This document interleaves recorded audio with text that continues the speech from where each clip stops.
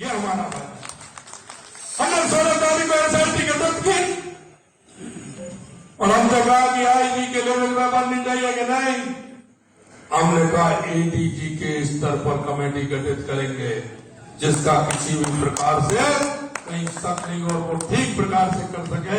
हमने एसआईटी गठित की और हमने अब तक 25 अपराधियों को पकड़ने का काम किया है। ये मैं आपको बताना हमने कहा आज दिन राजस्थान शक्ति और भक्ति का प्रदेश है, शांति का प्रदेश है।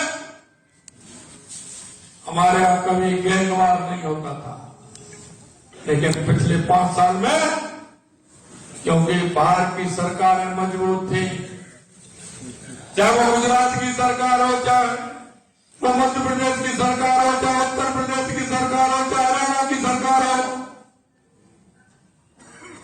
राजस्थान में कमजोर सरकार थी।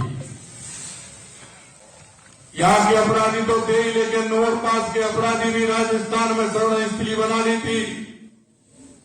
आज दिन गैंगवार होता था, आज दिन लूट की घटनाएं होती थी, गोलीबारी होती थी, धमकियां दी जाती थी।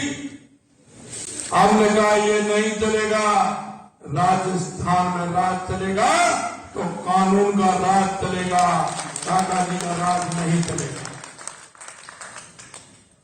और हमने गैंगस्टर फोर्स बनाने का काम किया और उन्होंने अपराधियों को भी पकड़ने का काम किया। बहुत बड़ी संख्या में अपराधी पकड़े गए, आज भी शिकंजे में है। हमने कहा जेलों से गैंगवार चलता है, जेलों में मोबाइल पहुंचता है। अभी आपने देखा होगा जयपुर जेल में भी 3 मोबाइल मिले, तुरंत सस्पेंड किया गया, उसकी जांच बैठा दी गई। जोधपुर के अंदर मोबाइल पकड़े और उसके अंदर भी हमने जांच बैठा दी और उनको सस्पेंड करने का काम किया। मैं आपको विश्वास दिलाता हूं, जो हमने जनता से वादा किया है उस वादे को हम पूरा करके रहेंगे।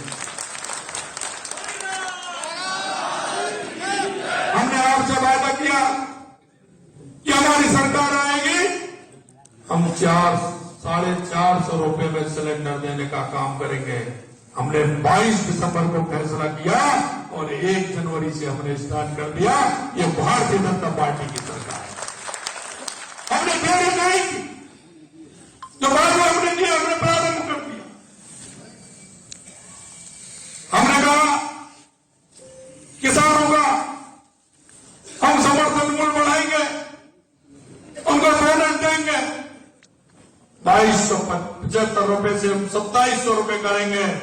हमने पहले चरण का काम किया और इसी कैबिनेट की बैठक में और विधानसभा के अंदर हमने 125 रुपए किसानों के गेहूं का दाम बढ़ा करके हमने 2275 से 2400 रुपए करने का काम किया। हम किसानों के दर्द को जानते हैं, हम पूर्वी राजस्थान के दर्द को भी जानते हैं। कभी पूर्वी राजस्थान पानी से परेशान होता था, आज वो पानी के लिए परेशान है। आपने हमने सबने देखा है, लेकिन हमने वादा किया था ईआरसीपी की योजना 2003 के अंदर माननीय अटल बिहारी वाजपेयी जी ने नदियों से नदियां जोड़ने का काम प्रारंभ किया था। उसके बाद हमारी सरकार केंद्र की भी चली गई और राज्य में कांग्रेस की सरकार आई, उसने उसको ठंडे बस्ते में डाल दिया। 2013 में वसुंधरा जी के द्वारा हमारी सरकार बनी, उनके नेतृत्व में हमने हमारा ईआरसीपी का काम प्रारंभ किया। 18 तक हमने उसको बनाने का काम किया, उसकी डीपीआर भी बनाने का काम किया। लेकिन 2018 में कांग्रेस की सरकार आ गई, उसने उसको फिर ठंडे बस्ते में बांध दिया और सिर्फ राजनीति करते रहे। राजनीति किस बात की करते हो भाई? मैं विधानसभा के अंदर कहा और मध्य प्रदेश में आपकी कमलनाथ की सरकार थी, आपने ईआरसीपी को क्यों नहीं करवाया? आप अगर इच्छा शक्ति मजबूत होती, आप करना चाहते तो उसका समाधान करवा सकते थे, लेकिन कमलनाथ ने उल्टी चिट्ठी लिख दी, मैं इससे सहमत नहीं हूं। कोर्ट में भी ले गए, मैं जिनसे मत नहीं हूं, मैं नहीं करना चाहता हूं। अरे भाई हो तो ऐसा हो, 1.5 महीने हुए हैं, मोदी यादव जी को फोन किया, भाई हमारी स्कीम है, आपकी स्कीम है, हमें करनी है, हमारे 13 दिनों में उसका फायदा होने वाला है। उन्होंने कहा भाई जी जैसे आप चाहोगे वैसे करेंगे, क्यों चिंता करते हो, हम दोनों भाई मिलकर के करेंगे। अरे भाई को हमने बुलाया, उन्होंने कहा भाई जी मैं आ रहा हूं, जयपुर आए, साथ लेकर के गए और दिल्ली में जाकर के उसका हमने दोनों ने मिलकर के समझौता किया और ERCP आपके बीच में आएगी। 5 साल में उसका रिजल्ट आपको मिलेगा, उससे पहले रिजल्ट आपको मिलेगा।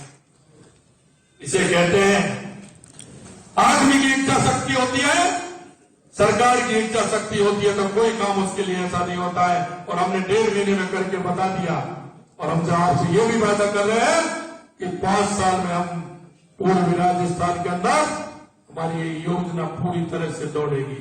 हमने परसों के दिन हवाई दौरा किया, हम पूरा निरीक्षण करके आए थे, 8 अधिकारियों का स्पेशल उसके लिए लगा दिया कि आप लगाइए जहां जमीन को हमें आप, क्योंकि हमने देखना है, उसको भी देखेंगे, एक्वायर करना है, उसको भी करेंगे। और हमने 8 अधिकारी स्पेशल रूप से उसमें लगाने का काम किया है।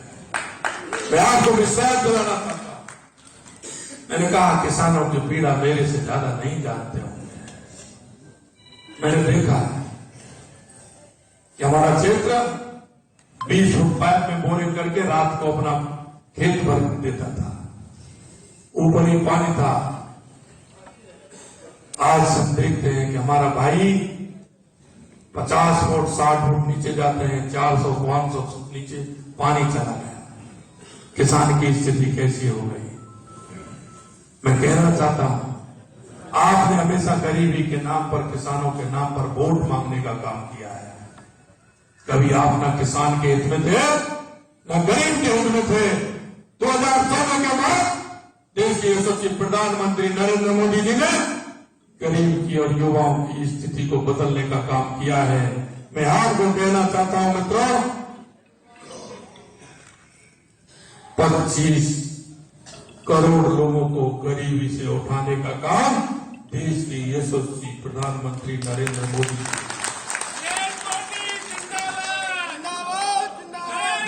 गरीबी से ऊपर लाने का काम 25 करोड़ लोगों को लेकर गया है, तो देश के यशस्वी प्रधानमंत्री नरेंद्र मोदी जी लेकर गया है।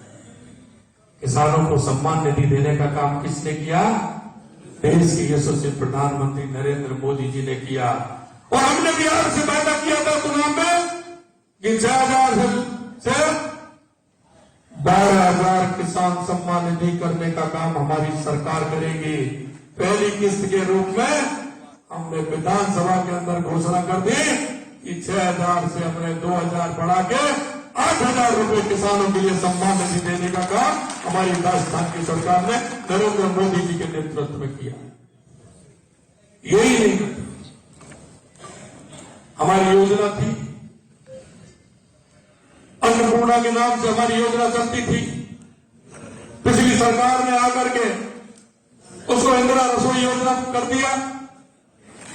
हमने उसको उसमें पहले 450 ग्राम मिलता था, हमने उसको 600 ग्राम, जो 450 ग्राम कम पड़ता है एक बार भोजन के लिए, और दूसरी बार लेते हैं तो वो 450 का 900 ग्राम हो जाता है। हमने उसमें 600 ग्राम भी हमने बढ़ाया और उसको पैसा नहीं, वही 8 रुपए में देने का काम हमने किया है।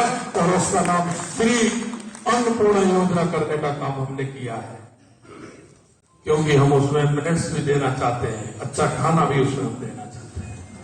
मित्रों, मैं आपसे यही निवेदन करना चाहता हूं, ये ERCP की योजना हमारे पूर्वी राजस्थान के लिए जीवनदायिनी होगी, हमारे किसानों के लिए, हमारे भाइयों के लिए, जो उद्योग के क्षेत्र में भी हम काम करें, क्योंकि उद्योग भी जहां लगाया जाता है तो पानी की व्यवस्था होती है। हमने उसमें अलग से डाला है कि उद्योग के लिए भी पानी देने का काम हम इसमें करेंगे। मित्रों, आपको मैं विश्वास दिलाना चाहता हूं, यशस्वी प्रधानमंत्री नरेंद्र मोदी जी के नेतृत्व में जो हम आपसे वायदा करेंगे, क्योंकि मोदी जी जो कहते हैं वही करते हैं और करते हैं वही कहते हैं। तभी तो लोग कहते हैं मोदी है तो, मोदी है तो, मोदी है तो। इसलिए हम आप सबसे कहना चाहता हूं कि जिस संकल्प पत्र को लेकर के हम हमारे बीच में, आपके बीच में हम गए हैं, उस संकल्प पत्र को भी पूरा करेंगे और राजस्थान को आगे बढ़ाने का भी काम करेंगे। मैं आपसे इतना ही कहना चाहता हूं कि आप सभी लोग जोरदारी से लगिए। आने वाला 2024 का चुनाव ऐतिहासिक चुनाव होगा और ये नहीं हम जीतते हैं, 25 सीट जीतते हैं, लेकिन इनको दिखाना होगा कि जनता क्या है, जनता क्या चाहती है। कोई भी हमारा वोट ऐसा नहीं हो जिस पर हम डबल मार्जिन से नहीं जीते। एक भी लोकसभा ऐसी नहीं हो जो 5, 6 और 7 लाख से हम नहीं जीते। एक एक लोकसभा को जुटाना है और माननीय नरेंद्र मोदी जी को तीसरी बार प्रधानमंत्री बनाना है। यह मैं आपसे निवेदन कर रहा था। पूरे देश का नाम आज दुनिया के अंदर किस तरह से डंकअप हो जाता है। ये हमको चिढ़ाते थे, हमसे कहते थे, जब हम कहते धारा 370 हटाएंगे, कहते थे ये तो इनका जुमला है, बीजेपी वाले हैं। हम कहते थे रामलला हम आएंगे, मंदिर वहीं बनाएंगे, कहते थे तारीख नहीं बताएंगे। हमने कहा तारीख भी हमने बताई, मंदिर भी हमने बनाया और आपको निमंत्रण भी हमने दिया। आइए 22 जनवरी को आइए, मंदिर के दर्शन कीजिए। लेकिन रामलला को भी था कि इन्होंने राम को ही काल्पनिक बता दिया, राम को इन्होंने बता दिया कि राम तो काल्पनिक है, राम तो अयोध्या में जन्मे ही नहीं। तो ऐसे के दर्शन भी कैसे होंगे जो भगवान करते हैं, क्योंकि कहते हैं ना नाम सबकी बुद्धि बदल देते हैं। लेकिन मैं कहना चाहता हूं मित्रों, किसी देश की राजनीति का अगर परिवर्तन किया है तो देश के यशस्वी प्रधानमंत्री नरेंद्र मोदी जी। 2014 के बाद राजनीतिक पार्टियों को भी बदलने के लिए मजबूर कर दिया और राजनेताओं को भी बदलने के लिए मजबूर कर दिया कि राजनीति ऐसी नहीं होती, राजनीति काम से होती है, राजनीति समर्पण से होती है, राजनीति विकास से होती है, राजनीति मूल्यों के आधार पर होती है। ये देश के यशस्वी प्रधानमंत्री नरेंद्र मोदी जी ने बता दिया। आज चाहे कुर्ते के ऊपर ही सही जनेऊ पहनने लग गए हैं। यह परिवर्तन देश के यशस्वी प्रधानमंत्री नरेंद्र मोदी। मैं आपसे इतना ही कहना चाहता हूं मित्रों, छाती फाड़ करके जाइए, जनता के बीच में जाइए, जनता को बताइए आपका नेतृत्व सक्षम है, आप पर कोई किसी प्रकार की उंगली नहीं उठा सकता, क्योंकि हम गरीब को गणेश मान करके पूजा करते हैं। ये हमारा ध्येय है, हमारा लक्ष्य है और हम 21वीं सदी में भारत को दुनिया का सिरमौर देखना चाहते हैं। इसलिए उसमें एक एक कार्यकर्ता का योगदान हो, एक एक व्यक्ति का योगदान हो।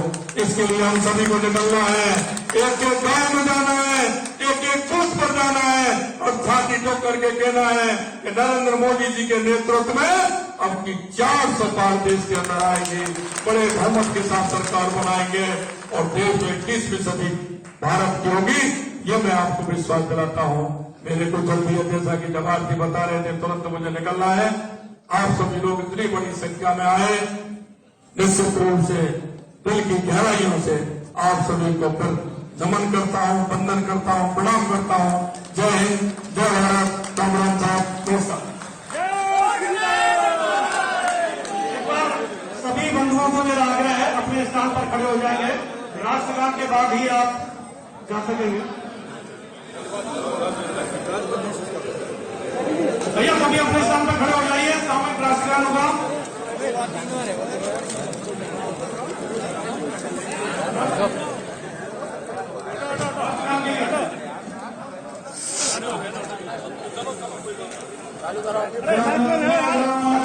विनायक जय हे भारत भाग्य विधाता, पंजाब सिंधु गुजरात मराठा द्राविड़ उत्कल बंग।